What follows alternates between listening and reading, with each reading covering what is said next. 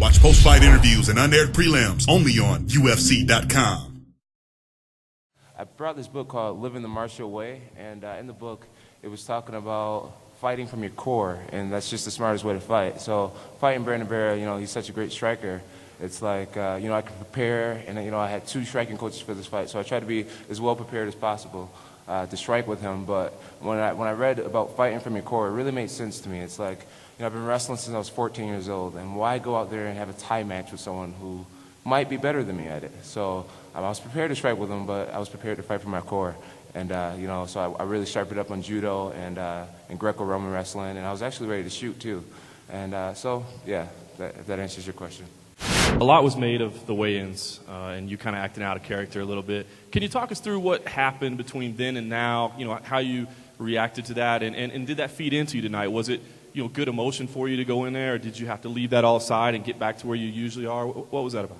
Well, with Brandon Vera, it's just, he was amped up to be the biggest fight, the biggest test of my career, and, it pushed me to a point where I was, like, thinking about him all the time, and I was just, so in tune with this fight. And he's also one of the first opponents that had a lot of trash talk, and he'd always make comments towards me that I didn't appreciate. So it was a little more personal to win this fight and win it in a devastating fashion. So, just thinking about someone so much and then finally get to be around them for the first time and be so close to them, my adrenaline just got really pumped up. And, and if he wanted to be known as a tough guy, I can be a tough guy too. So I don't know. I definitely wish I could apologize for him for, acting out. But, everything happens for a reason. I'm glad I got that aggression out so I could actually think in the octagon.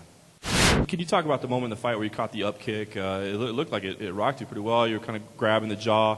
How much did that affect you, and how much did that affect you mentally, where you had to put that behind you and snap back into it? It really didn't hurt. Good thing my tongue was in my mouth and I had that mouthpiece in. It didn't hurt, but it was intentional. The guy's on his back and I'm on my knees and he kicks me in the face.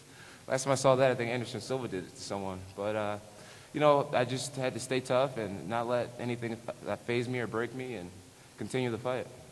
You'd seen Brandon's fight, his losses 50 times or so.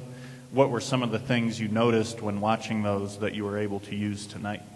Oh, well, I watched his fight with Tim Sylvia, and I saw that, guys with longer arms and guys who stayed in that B range, that, not too far, not too close range, his boxing defense isn't the best. So our plan was to, get our punching power up and try to overwhelm him with hand combinations. I also watched the Fabricio Verdum fight, and I saw that he had very bad judo defense. I think Verdum inside leg tripped him twice to take him down, and so I really sharpened up my judo, and so I took those 2 things and used it. I knew that I would be better in the clinch, and I knew that he had very bad boxing defense.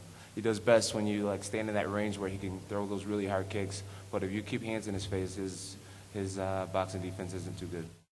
Watch post-fight interviews and unaired prelims only on UFC.com.